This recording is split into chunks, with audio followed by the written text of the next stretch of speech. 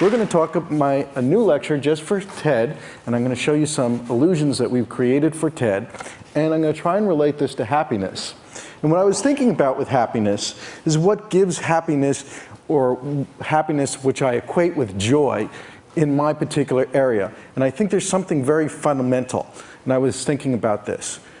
And it's in terms of both illusions and movies that we go see and jokes and magic shows, is that there's something about these things where our expectations are violated in some sort of pleasing way. You go see a movie and it has an unexpected twist, something that you didn't expect, and you find a joyful experience. You look at the sort of illusions in my book, and it's not as what you'd expect, and there's something joyful about it. And it's the same thing with jokes and all these sort of things. So what I'm going to try and do in my lecture is go a little bit further and see if I can violate your expectations in a pleasing way. I mean, sometimes expectations that are violated are not pleasant, but I'm going to try to do it in a pleasant way, in a very primal way, so I can make the audience here happy. So I'm going to show you some ways that we can violate your expectations. First of all, I want to show you a particular illusion here. I want you, first of all, when it pops up on the screen, to notice that the two holes are perpendicular to each other. These are all perceptual tricks. These are real objects that I'm going to show you.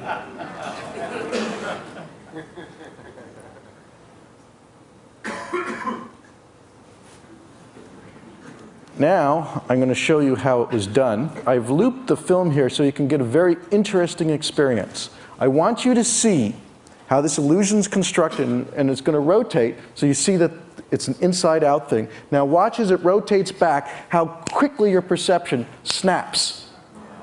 Okay, now watch it as it rotates back again, and this is a very bright audience. All right, see if you can stop it from happening, even though you know 100% it's truth. Bang, you can't undo it. What does that tell you about yourselves? We're going to do it again, no doubt about it. See if you can stop it from happening. No, it's difficult. And we can violate your expectations in a whole variety of ways about representation, about shape, about color, and so forth, and it's very primal. And it's an interesting question to ponder why these things, we find these things joyful. Why would we find that joyful? So here's something that Lionel did a while ago. I like these sort of little things like this. Again, this is not an optical trick. This is what you would see.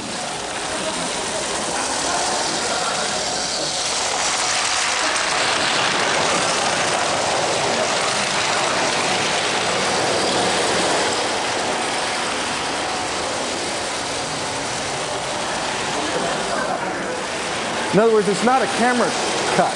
It's a perceptual trick.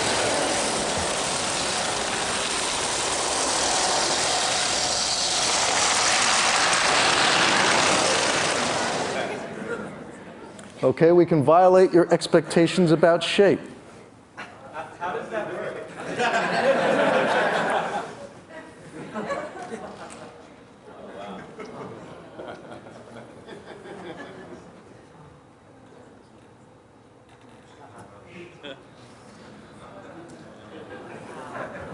We can violate your expectations on representation, what an image represents. What do you see here? How many of you here see dolphins? Raise your hand if you see dolphins. Okay, those people who have raised their hands afterwards, the rest of the audience, go talk to them, all right? Actually, this is the best example of priming by experience that I know. If you are a child under the age of 10 who haven't been ruined yet, you will look at this image and see dolphins. Now, some of you adults here are saying, what dolphins, what dolphins? But in fact, if you reverse the figure ground, in other words, the dark areas here, I forgot to ask for a pointer, but if you reverse, you'll see a whole series of little dolphins. By the way, if you're also a student at Caltech, they tend also to just see the dolphins. It is based on experience. Now, something like this can be used, because this is, after all, a talk about design too. This was done by Saatchi and Saatchi, and they actually got away with this ad in Australia. So if you look at this ad for a beer, all those people are in sort of provocative positions, but they got it passed and actually won the Clio Awards. So it's funny how you can do these things. Remember that sort of... this is a joke I did, all right? When the Florida ballot was going around, you know, count the dots for Gore, count the dots for Bush, count them again. You can violate your expectations about experience. Here is an outside water fountain that I created with some friends of mine, but you can stop the water in drops and then actually make all the drops levitate. So this is something that we're building for, you know, amusement parks and that kind of stuff. Now let's take a static image. Can you see this? Do you see the middle section moving down and the outer sections moving up? It's completely static. It's a static image. How many people see this illusion? But it's completely static. All right, now it's interesting that when we look at an image, we see, you know, color, depth, texture. And you can look at this whole scene and analyze it. You can see the woman is in closer than the wall and so forth. But the whole thing is actually flat. It's painted. It's trompe-l'oeil. And it was such a good trompe-l'oeil that people got irritated when they tried to talk to the woman, and she wouldn't respond. Now, you can make design mistakes, like this building in New York, so that when you see it from this side, it looks like the balconies tilt up, and when you walk around to the other side and look, it looks like the balconies go down. So there are cases where you have mistakes in design that incorporate illusions. Or you take this particular unretouched photograph. Now, interestingly enough, I get a lot of emails from people who say, is there any perceptual difference between males and females? And I really say no. I mean, women can navigate through the world just as well as males can. And why wouldn't they? However, this is the one illusion that women can consistently do better than males in matching which head, because they rely on fashion cues. They can match the hat. Okay, now getting to a part, I want to show design in illusions. I believe that the first example of illusions being used purposely was by Da Vinci in this anamorphic image of an eye, so that when you saw from one little angle was like this. And this little technique got popular in the 16th century, the 17th century, to disguise hidden meanings, where you could flip the image and see it from one little point of view like this. So these are early incorporations of illusions, brought to its sort of high point with Hans Holbein's ambassadors. Hans Holbein worked for Henry VIII. This was hung on a wall where you walked down from a stair and you could see this hidden skull.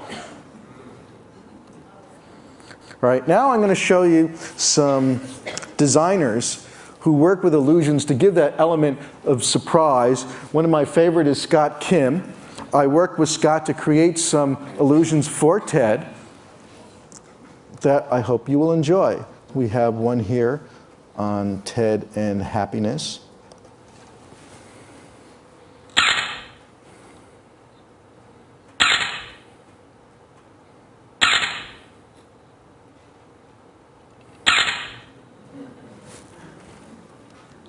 Okay, now, Arthur hasn't talked yet, but his is going to be a delightful talk. And he has some of his really fantastic machines outside.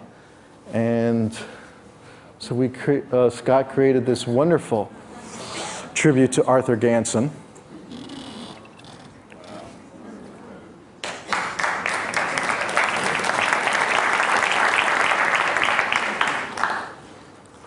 Well, there's analog and digital.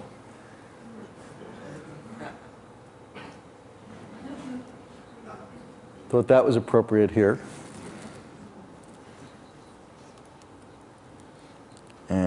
figure goes to ground.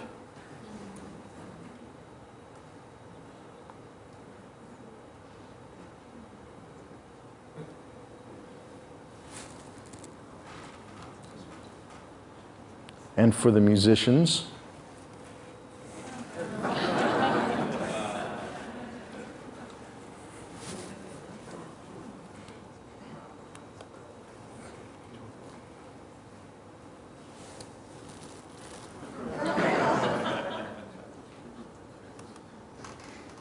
and of course, since happiness, we want joy to the world.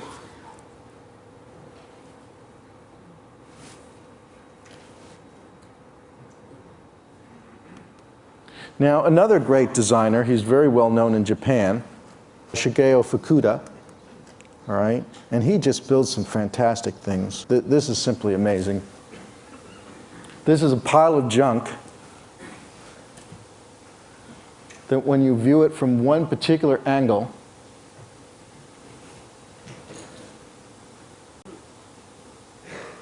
you see its reflection in the mirror as a perfect piano.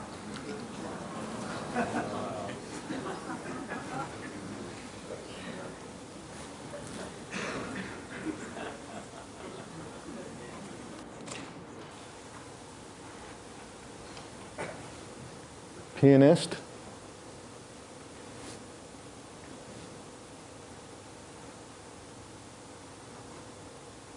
transforms to a violinist. This is really wild. This is an assemblage of forks, knives, and spoons and various cutlery welded together.